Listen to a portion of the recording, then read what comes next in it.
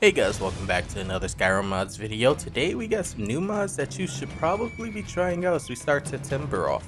Some of these are popular while some are also underrated. I got a good mix of both, honestly, just to kind of keep the balance so everything's right. But if you do end up enjoying this video, make sure you hit that like button down below and maybe subscribe to the channel because it is free and you can always get your money back at any time. And also, don't forget to endorse mod authors. But other than that, let's dive right in. The first mod that we have up today is called the Forgotten Hall. This is a small forgotten dungeon in Skyrim and on Nexus unfortunately, but it's definitely worth the install as you explore this small cave. If not for the fight with the giant troll that's also hiding there, then just the countless treasures placed in this dungeon. As I mentioned though, this is a very small dungeon, and I prefer ones of this size honestly because then I don't have to spend hours in it. You just download mods of this size that have a pretty short second of fun, but it's worth it I guess. Then you either keep it for another playthrough just so you can re-grab everything that's in here because like I said, there is quite a few treasures. Or you just reload a save and remove it after you're done exploring. There's really no downside to trying dungeon mods like this, and I also recommend giving this one a try.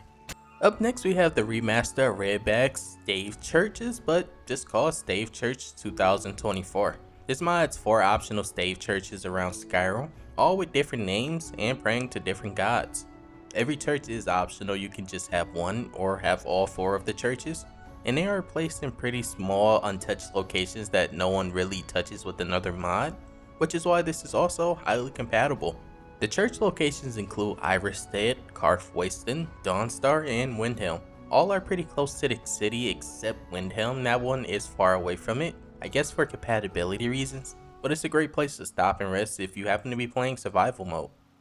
What's really great about this mod though is every church has something unique about it. If it isn't the graves that are placed outside of this, because this is also a graveyard, then the design is also different between the buildings. Even though they do have a similar design and structure wise, but none of the churches look the same. There's also a little Easter egg if you happen to pay attention during the installation, that Redback is currently working on a Redback Dawnstar, and I cannot wait to test that. I have no idea what it looks like though because he didn't put an image, but he did mention it in the installation file.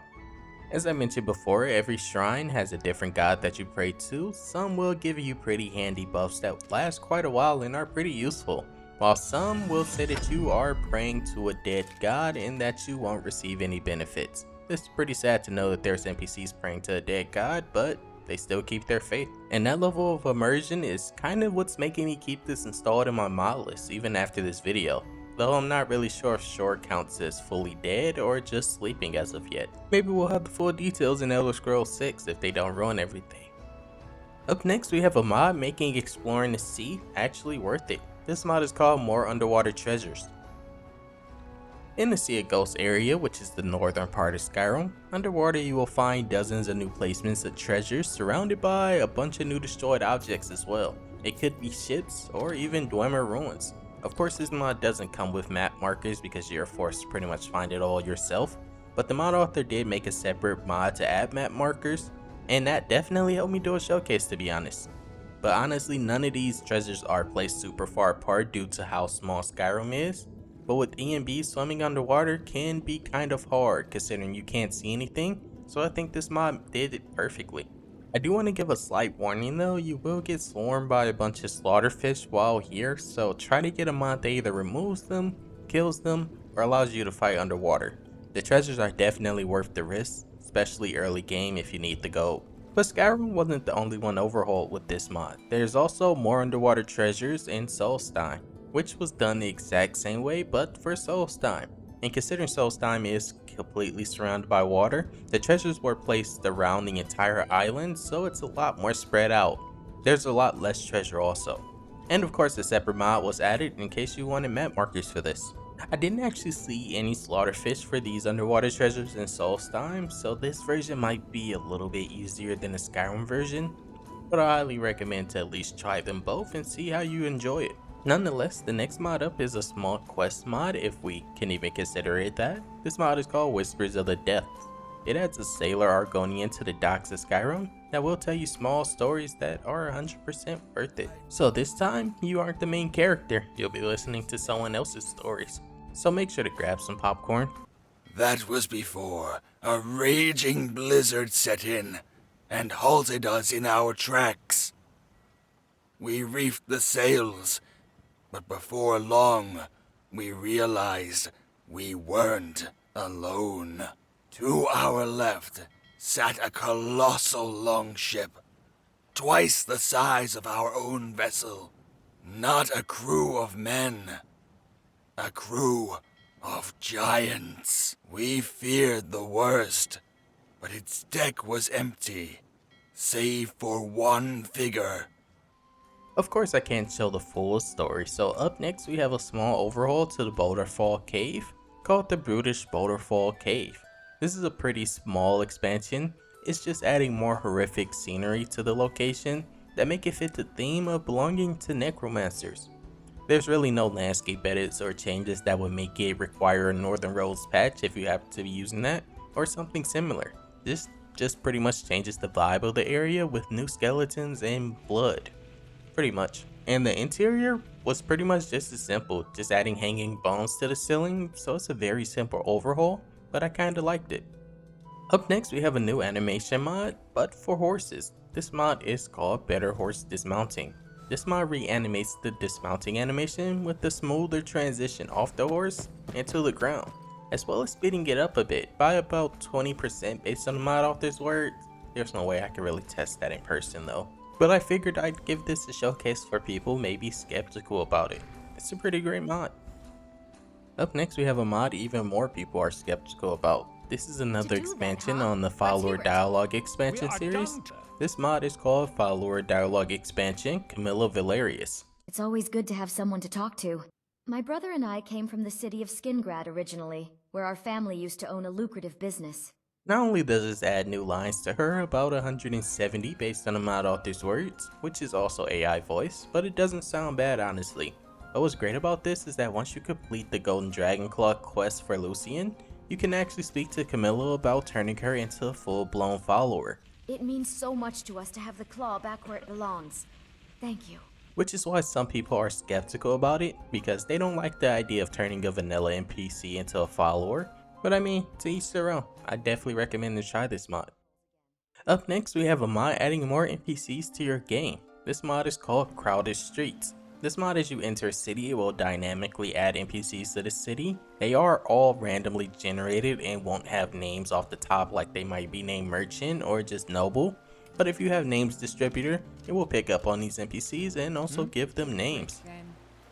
So if you teleport or fast travel to a location, chances are you'll see the NPCs just pop up from thin air. And if you have AI overhaul, you'll also see them ideal in locations that other NPCs aren't currently using.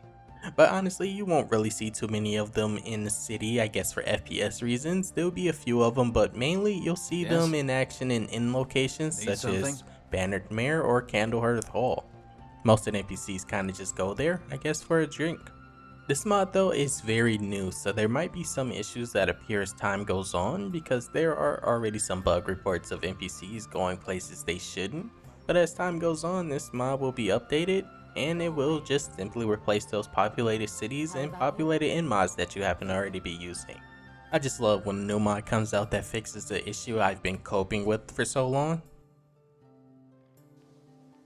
Up next we have a new Mage clothing mod called Mage Clothing Expansion. This mod adds only chest pieces, so if you enjoy feet and hands, I guess you'll probably enjoy this showcase. This mod has 4 variants, each having a different style for male and female, because every piece is unisex. It's just kinda cool also how they all look different, but not skimpy for the female version. This mod actually did update since I've done the showcase for the male version. I'm actually re-recording over my current recording, because there were about 4 armor variants, but now there's a little bit more.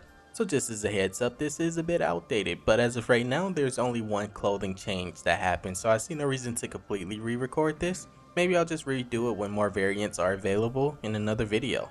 And also when I mentioned there being 4 variants, there are actually different color versions of each variant that you can wear, but only one version. So I guess there's more than 4, technically about 8 to 9 if we count the recolors as well. But I'll leave that to you guys to decide if we should count that. Actually returning back to this one day later because I decided to show the update, didn't want you guys to think I'm lazy. As I said, outfit 4 for males was redone, and there was one more outfit added, so here we are. Have fun with this because I also did like the changes, and that's also mainly partly the reasons why I decided to return and update.